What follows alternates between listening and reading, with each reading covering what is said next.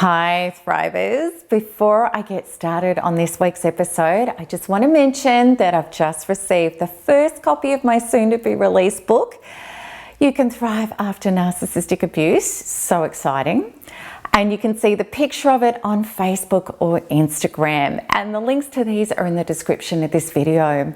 And to celebrate the release of my book, we have lots of exciting announcements that I'm going to be sharing with you over the next few weeks. And the best way to stay up to date is to make sure you subscribe to my New Life newsletter and following me on Facebook and Instagram, where we'll be posting all these exciting announcements. Okay, on to today's video. Welcome to the Thrivers Life series, the creation of your highest and best life after narcissistic abuse. Today's topic is such a lovely and expansive one, and I have the absolute joy of delivering the first ever video to you from my new home. I love this place, and what is awesome is I'm literally a stone's throw from the beach. I'm just around the corner from awesome cafes and surrounded by friendly, beautiful people. I really couldn't ask for more. And today I want you to know that deservedness applies to all of us, those of us still in narcissistic abuse trauma and those of us looking for the next steps after releasing ourselves, because deservedness is key to a happy, healthy life. So let's get really real about this. We all want to be our true self, have our true life and experience true love. But maybe we've never understood what this really means. It all seems like a lovely concept, but are these things attainable? Do they exist? And what exactly is this? I'd love to share with you what I think it all means. I believe it means aligning with what creation truly wants for us, which is our highest and our best. The real deals that will gratify our heart and soul because they're aligned with our truth. I don't believe that there's any force declaring that you're doomed, you're damned, and you're meant to live a painful, terrible life. I really believe in a benevolent force, whether we want to call it creation, God, life force, or well-being, which is ready to nourish and flourish us beyond measure if we just get ourselves out of the way, meaning lose the trauma that's stopping this almighty force of abundance and love flowing through us as us. And I know, believe me, I know after narcissistic abuse, we may really struggle to believe this because we feel victimized, terrorized, and soul raped to the point where nothing seems abundant, good, healthy, or even remotely flowing. Why has this been the case? I really believe that this has been our experience because before we got here, we said, bring it on. Let's embody and bring up all this trauma that myself, my ancestors, the collective, and humanity have been carrying. Let's get it all up into my consciousness so that I can claim it, feel it, let it go, and liberate myself and others from it. Those of us who've been narcissistically abused, we are here on angels' work, and it's no small feat. As the saying goes, there's nothing else to do but to do the work.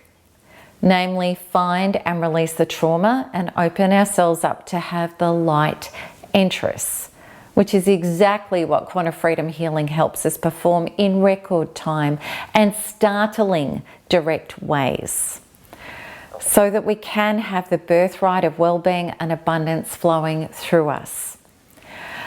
Which brings me back to the meat of today's topic, deservedness.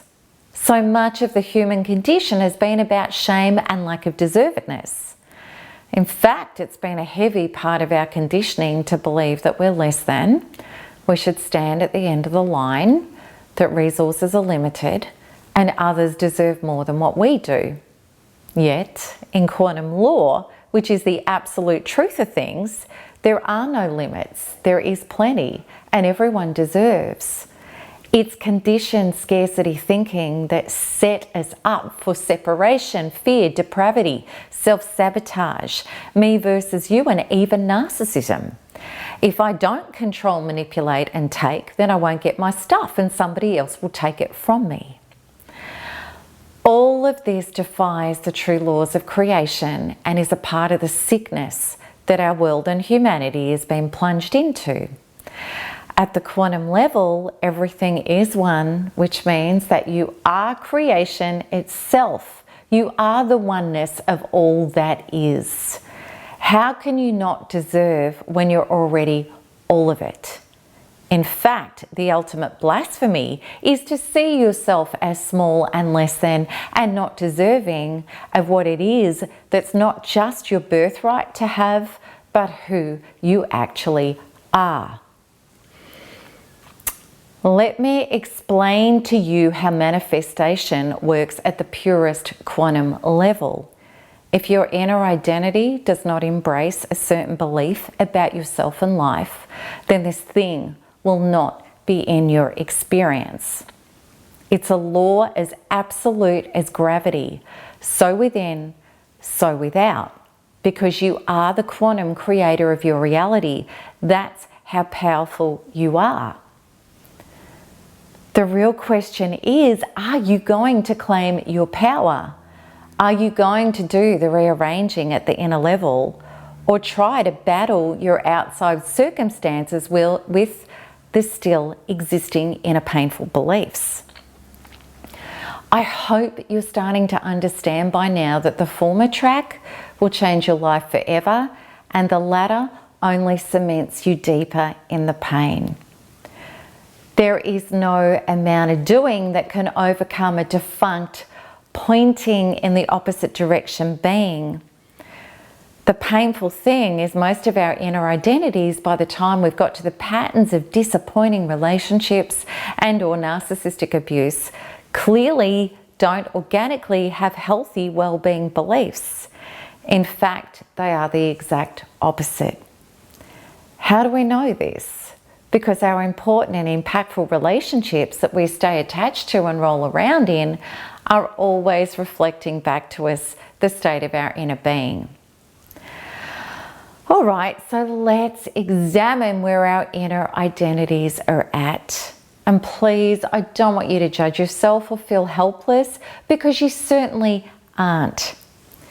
If you have the courage, awakening, and self-responsibility to accept where you're at, then you're already on your way home. Then it's a matter of landing this plane by rolling up your sleeves and doing the work. Today I'm going to give you some answers regarding exactly how to do that, to get yourself into health and deservedness and tapping into the stream of joy, well-being, and plenty that is yours by divine right. Let's start off with true self. Who are we as this person? Let's get very clear that true self is not a perfectly sorted person always having a magical life. What is real about being a true self is that you've got real. You're no longer living in illusions, delusions, and denial. You see the truth. You start to accept all of it as a blessing. You know it's all in perfect and divine order, and it's all happening for you and not to you, and there are no mistakes. You know the benevolent life force is leading you home through whatever means necessary if you get the gift and stop resisting and hating your awakening, which is usually painful because that's the only way it gets our attention. Then when we take the gift and awaken, we can stop trying to change the billions of people and circumstances in the world and instead tend to the quantum machine of oneness that exists inside us to forever reprogram our personal experience from this point forward. At true self level, our orientation is to get deeply self-partnered, and instead of trying to fill our emptiness and self-medicate away our pain with outside people and substances, we release our trauma and replace it with light, which is our true self, true life, and true love. And we start living truthfully, no longer bargaining with, clinging to, fixing, and trying to change people to feel loved, safe, and whole. We bless and release all that is not our truth without resentment, which has to be released. And with an open heart of compassion, wishing them the best, we have a whole heap of available, beautiful space within to accept who and what is aligned with our authenticity, values, and healed deservedness.